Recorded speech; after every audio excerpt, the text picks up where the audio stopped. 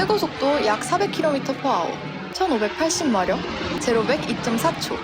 모두 1969년에 만들어진 한 레이시카에 대한 숫자입니다. 굉장한 기록들만큼이나 오해도 많은 이 차. 오늘은 포르쉐 917의 개발 비화와 진실에 대해 알아보겠습니다. 1960년대 프로토타입 레이스카의 시대를 연 포드 GT와 페라리의 P, 빨라도 너무 빨랐습니다. 반면 그 시대에는 안전에 대한 보장이 전혀 되어 있지 않았죠. 그래서 전 세계의 모터스포츠를 관장하는 FIA는 안전을 위해 레이스카의 속도를 줄이기로 하고 끝내 엔진 배기량 제한 카드를 꺼냈습니다. 3리터를 넘기는 엔진으론 가장 높은 등급인 프로토타입 클래스에 출전하지 못하게 한 것입니다. 제한된 출력을 최대한 효율적으로 운용해야 했기 때문에 연구 과제는 공기역학과 같은 엔진 외적인 영역에 무게가 실리게 되었죠. 이는 당시 프로토타입 클래스를 꽉 잡고 있던 포드와 페라리에게는 사용 선고나 다름없었지만 오래전부터 소형 엔진을 운전석 뒤에 배치하는 것에 집착하던 누군가에겐 절호의 기회였습니다. 그건 바로 그들의 첫 작품 타입 64부터 지금까지 리어십 배치를 고집하는 포르쉐였습니다. 1968년 자신들에게 불리한 규정 변경에 대한 항의의 표시로 페라리는 그 해의 월드 스포츠카 챔피언십을 불참합니다. 페라리 없으니 스스로가 왕이라 생각한 포르쉐는 고속 영역에서 드래그를 줄이기 위한 롱테일 설계에 포르쉐 입장에선 나름 고배기량인 3000cc 박스 엔진을 장착한 907을 가지고 기세등등하게 WSC의 프로토타입에 뛰어듭니다. 그런데 그들이 강강한 것이 있었으니 당시 네고 레이스의 강자는 페라리가 아닌 자본력과 생산력을 무기로 삼은 포드였다는 점입니다. 포드는 스포츠카 클래스의 호몰로게이션, 즉 최소 25대 생산 규정을 자본으로 찍어 눌러 아주 쉽게 달성했습니다. 덕분에 그들은 엔진 배기량 제한이 5000cc로 비교적 여유로운 스포츠카 클래스의 GT MK1을 내보냈고 포르쉐가 야심차게 준비한 프로토타입은 5년 전에 개발된 구닥다리 스포츠카의 하극상을 당합니다. 이듬해 907을 업그레이드한 908로 시즌 우승은 챙겼지만 최고 속도가 중요한 르망에서는 하지만 당시 포르쉐는 퀸 엔진에 대한 데이터가 사실상 전무했습니다. 그래서 907에 올려본 적 있는 2250cc 6기통 수평 대형 엔진 2개를 직렬로 연결한 포르쉐의 첫 12기통 엔진 520마력의 타입 911을 장착합니다. 또한 908의 스틸 프레임을 알루미늄 합금으로 소재를 바꾸어 프레임의 무게는 45kg에 불과했고 부피도 줄었습니다. 그런데 엔진 2개를 합친 셈이었기 때문에 엔진룸을 확보하기 위하여 드라이버가 앉을 콕핏이 많이 앞으로 당겨졌습니다. 프론트 엑셀 앞에 드라이버의 발이 위치할 정도였죠. 이 차가 바로 최초의 917입니다. 끝없는 스트레이트를 자랑하는 르망에서 승부를 보기 위해 설계한 차량인 만큼 최고 속도는 이미 320km/h에 달했다고 합니다. 포르쉐는 이번에 정말로 포드를 찍어 누를 준비를 마쳤다고 생각했습니다. 이러한 917이 등장한 1969년부터는 포르쉐의 레이스 직접 참가보다는 개인 혹은 팀이 레이스카를 구매해서 참가하는 커스터머 참가가 증가합니다. 그 중에는 돈을 내고 시트를 마련하여 레이스에 참가하는 이른바 젠틀맨 드라이버 존 울프도 있었습니다. 울프는 917의 노말 버전이었던 차대 번호 917-005를 당시 돈으로 14만 마르크를 주고 구입했습니다. 이 가격은 911 10대를 살 수 있는 어마어마한 돈이었지만 사실 포르쉐 입장에서는 개발비도 메꾸지 못하는 헐값이었다고 해요. 아무튼 새 차는 뽑았고 르망은 임박했으니 연습 주행을 해봤는데 그는 친구에게 이 차를 지리도록 무섭다고 표현합니다. 분명 불안정한데 프로 레이싱 드라이버는 아니다 보니 정확한 문제점은 찾지 못했습니다. 이 때문에 울프가 고용한 포르쉐 출신의 세컨 드라이브 링에는 사고 발생 가능성이 가장 높은 오프닝 랩이 포함된 첫 스틴트는 레이싱 드라이브인 내가 돌겠다고 합니다. 하지만 울프는 가족과 지인에게 자신이 르망 스타트를 하는 걸 꼭 보여주고 싶다며 거절하죠. 그런데 이 르망 스타트에서 드라이버들이 문을 제대로 못 닫거나 안전벨트를 매지 않은 채로 출발하는 경우가 많았습니다. 안타깝게도 울프에게는 이 두 문제가 모두 발생합니다. 수많은 악재가 겹친 울프의 917은 스타트 랩에서 메종 블랑쉐로 향하는 도로에서 접지력을 잃고 스피나여 벽에 부딪혀 폭발했습니다. 울프는 헬기를 통해 근처 병원으로 후송되었지만 도착 당시 이미 사망한 상태였습니다. 이 사고의 원인은 크게 3가지가 있었습니다.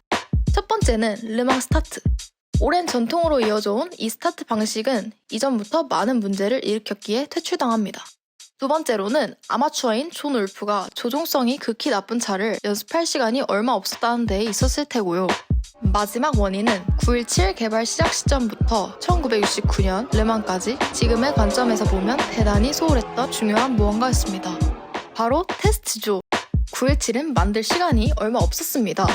페르디난트 PA가 개발을 지시한 게 68년 7월이었고 생산 완료까지 잡아놓은 시간은 10개월에 불과했으니 엄청나게 타이트한 일정이었죠.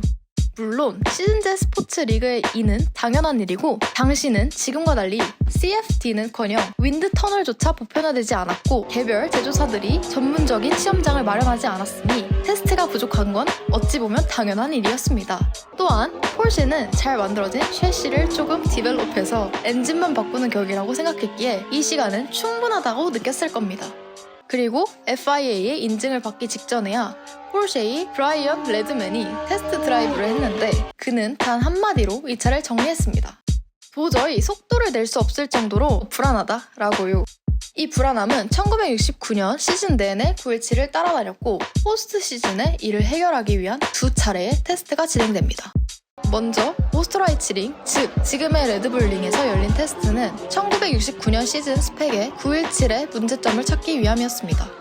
이 테스트에서 폴쉐의 주요한 커스터머 팀이었던 걸프의 치프 엔지니어 존 호스먼은 해결의 실마리를 찾아냅니다. 바로 차의 꼬리 부분에 부딪혀 죽은 벌레가 전혀 없었다는 거죠. 이는 차량의 후미에 양력이 발생한다는 것을 의미했습니다.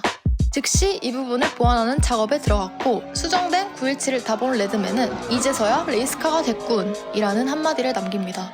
3일간의 테스트를 마친 뒤 917의 랩타임은 무려 5초가 향상됩니다. 하지만 새로운 형태의 테일은 후방 시야를 완전히 가렸기에 이를 개선하는 파츠를 개발하게 되었죠. 폴쉐는 아예 테일을 길게 늘어뜨린 917L과 필요없는 부분은 과감히 잘라내버린 917K 두 가지 버전을 준비하여 미국의 데이토나에서 극비리에 테스트를 진행합니다. 여기서 모든 드라이버들은 917K에 주목합니다. 항력이 커서 최고 속도는 낮았지만 밸런스가 너무 좋았기 때문이죠. 덕분에 폴쉐는 남은 데이토나 테스트 기간 동안 다른 문제들을 해결하는데 많은 시간을 투자할 수 있었고 이렇게 모든 문제를 해결한 917은 당연하다는 듯이 1970년 시즌 WSC를 지배했습니다. 10라운드 중 7번을 우승했고 그 중에는 그토록 말했던 르망에서의 우승도 포함되어 있었습니다. 또한 4900cc로 보어업되어 더욱 커진 엔진을 가져온 이듬해에는 헬무트 마르코가 르망 24시 평균속도 222.3km/h라는 39년간 깨지지 않을 대기록을 작성하며 우승하기도 합니다. 마침내 WSC 승률 71%를 달성한 포르쉐. 하지만 917로는 최상위 클래스인 프로토타입에 출전할 수 없는 규정이 마음에 들지 않았고 이번엔 정말로 규정이 없다시피 한 북미의 캐남으로 눈을 돌립니다. 여기서 폴쉐는 하고 싶었던 모든 걸 시도합니다. 16기통 엔진을 만들어 보기도 하고 터보차저 12기통 엔진을 1580마력까지도 뽑아보죠. 하지만 셰시는 여전히 3000cc의 908 베이스였기 때문에 드라이버가 도저히 코너를 돌 수 없다고 말할 정도로 셰시의 길이를 늘려보기도 했습니다. 긴 휠베이스에 1100마력짜리 5400cc 엔진을 단 91730은 캐남에서 5년간 계속되었던 맥라렌 강정기를 끝냈습니다. 트윈터보 플랫 12기통 앞에선 모두가 평등했던 거죠. 이 차가 250mph, 즉 402km/h를 달성했다는 말이 퍼져 있긴 한데 이는 어떤 트랙에서 누가 작성한 기록인지에 대한 근거가 전혀 없고 1975년 8월 9일 마크 도너휴가 세운 387km/h가 현재 확인되는 917의 가장 높은 속도입니다. 하지만 캐남에도 포르쉐에게 치명적인 규정이 추가됩니다. 917의 독주, 잔트푸트에서 일어난 로저 윌리엄슨의 사고, 그리고 때마침 찾아온 오일 쇼크에 대항하여 SCCA가 최소 연비 1.27km/L 규정을 신설한 것입니다. 물론 이 수치는 오늘날에는 F1 레이스카마저도 쉽게 만족하지만 바닥에 가솔린을 뿌리고 다니던 70년대의 12기통 트윈터보 엔진에게는 너무나도 가혹한 것이었습니다. 또한 오일쇼크의 여파로 폴쉐의 자금줄 폭스바겐도 휘청하게 되며 이 스포츠카의 역사는 그대로 막을 내리게 됩니다. 지금까지 살펴본 917의 역사는 시의적절한 규정 덕분에 흥했지만 결국 규정 때문에 마무리되었습니다. 하지만 그런 폴쉐가 만든 911은 전 세계의 트랙을 지배하며 최고의 커스터머 레이싱카로 조명받게 되죠. 이러한 기조는 양산차 시장에까지 전해져 최고의 대량 생산 스포츠카는 폴쉐임을 그 누구도 부정하지 못하게 되었습니다.